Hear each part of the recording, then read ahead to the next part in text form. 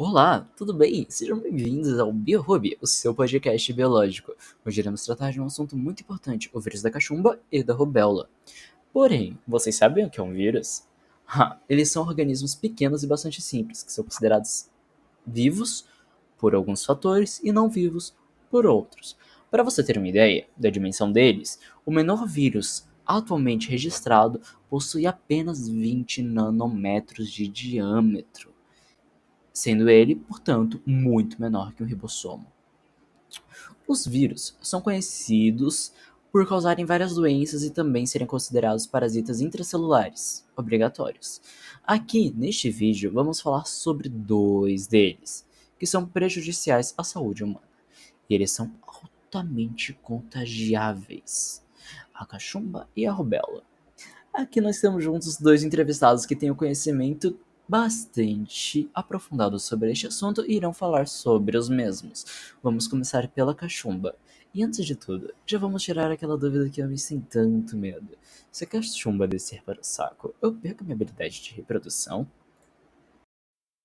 Bom, uma das possíveis complicações da cachumba é com certeza causar infertilidade masculina. Isto porque a doença pode não só afetar a glândula parótida, também conhecida por glândulas salivares, mas também as glândulas do testículo.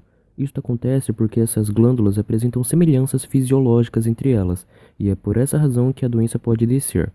Quando isso acontece, surge então uma inflamação chamada de orquite, que destrói o epitélio germinativo dos testículos, que é o local onde ocorre a produção de espermatozoides, o que acaba causando infertilidade no homem. A cachumba é uma doença contagiosa. O vírus causador dela, o Paramyxoviridae rublavírus, é uma infecção viral que afeta principalmente glândulas que produzem saliva, chamadas de parótidas, e situadas entre as orelhas e a frente delas. Contudo, a doença também pode afetar outras glândulas próximas aos ouvidos e é contagiosa. Assim, não há inflamação só nas glândulas parótidas, mas também nas glândulas submaxilares e sublinguais. A cachumba é muito mais comum em crianças e pode afetar uma das glândulas ou todas elas. As complicações são raras e geralmente acontecem quando a pessoa contrai a doença na vida adulta. A cachumba é transmitido quando se inalamos gotículas de espirro ou tosse de quem está contaminado, ou seja, pela saliva. Entre o contato com esse agente infeccioso e o surgimento do inchaço nas glândulas salivares, geralmente decorre um período de 14 a 21 dias.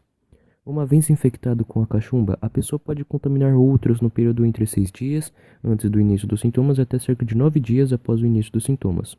O período de incubação pode ser de 14 a 25 dias, sendo mais comum ocorrer entre 16 e 18. O ser humano é o único hospedeiro natural da cachumba. Isso quer dizer que só é possível contrair pelo contato com outra pessoa infectada, não sendo possível contraí-la de animais ou plantas, por exemplo. A cachumba pode ainda atingir o pâncreas e o sistema nervoso central, provocando processos inflamatórios que, contudo, evoluem de forma benigna. O primeiro e mais importante sintoma é o inchaço das glândulas salivares. Elas ficam localizadas no interior e ao redor da cavidade bucal, em torno dos ouvidos. Como o nome sugere, são responsáveis pela produção e secreção da saliva. Mas podem haver outros sintomas também, como inchaço e dor nas glândulas salivares, podendo ser em ambos os lados ou apenas em um deles, febre, dor de cabeça, fadiga e fraqueza, perda de apetite e dor ao mastigar ou ao engolir. A confirmação da doença pode ser feita por exames de sangue para identificar a presença de anticorpos contra esse paramyxovírus, e assim excluir a hipótese de outras enfermidades que se manifestam de forma semelhante.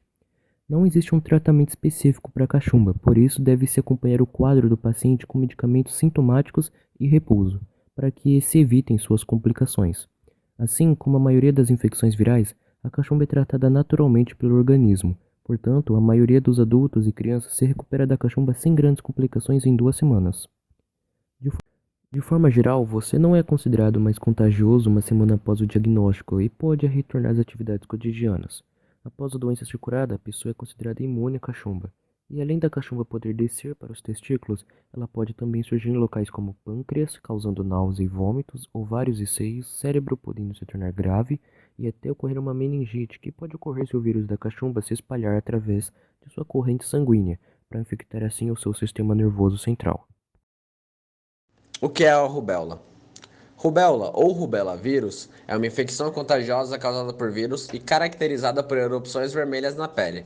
A doença é também conhecida como sarampo alemão. A rubéola é transmitida de pessoa para pessoa por meio do espirro ou tosse, sendo altamente contagiosa. Uma pessoa com rubéola pode transmitir a doença a outras pessoas desde uma semana antes do início da erupção até 1 a 2 semanas depois do desaparecimento. Ou seja, uma pessoa pode transmitir a doença antes mesmo de saber que tem rubéola. A doença também pode ser congênita, podendo ser transmitida de mãe para filho ainda durante a gravidez. Os principais sintomas da rubéola costumam ser leves e difíceis de serem notados, especialmente em crianças. Quando surgem, os sinais da doença demoram geralmente de 2 a 3 semanas após a exposição com o vírus para se manifestar e duram em média de 2 a 3 dias. O principal deles é o surgimento de erupções vermelhas pela pele, que aparecem primeiramente no rosto e vão se espalhando pelo tronco, braços e pernas. Entre os outros sintomas da rubéola estão febre leve, dor de cabeça, congestão nasal, inflamação nos olhos, surgimento de nódulos na região da nuca e atrás das orelhas, desconforto geral e a sensação de mal-estar constante, e dor muscular nas articulações. O exame para a confirmação da rubéola ou o descarte de casos é feito através da detecção dos anticorpos IgM e IgC dentro do organismo, que são produzidos pelo sistema imunológico após a detecção da infecção. O tratamento. Não há tratamento disponível para interromper a infecção por rubéola, mas os sintomas são tão leves que o tratamento costuma ser desnecessário. Não, no entanto, para evitar a transmissão do vírus para outras pessoas que eventualmente não foram vacinadas ou estão precisando tomar o reforço da vacina, os pacientes devem permanecer em casa durante o período de altas chances de contágio. Se você estiver grávida, converse com seu médico sobre a melhor forma de combater a infecção e impedir que o bebê seja infectado também. As medidas tomadas contra o vírus podem reduzir os sintomas, mas não elimina a possibilidade de a criança nascer com rubéola congênita. Bom, já vimos bastante sobre essas duas doenças, mas o que não tratamos até agora é como prevenir ambas as doenças. Bom, para ambos, a prevenção é a tríplice viral, que é uma combinação de vírus vivos atenuados contra o sarampo, a cachumba e a rubéola, apresentado sob a forma liofilizada em frasco ampola com uma ou múltiplas doses. Todos os três componentes desta vacina obrigatórias são altamente imunogênicos e eficazes, dando imunidade duradoura por praticamente toda a vida. A proteção inicia cerca de 2 semanas após a vacinação. As doses devem ser aplicadas aos 12 meses e os reforços aos 15 meses e 4 anos. Adultos que não forem infectados pelos vírus da cachumba ou da rubéola na infância ou na adolescência têm indicação de ser imunizados, com exceção de gestantes e imunodeprimidos graves.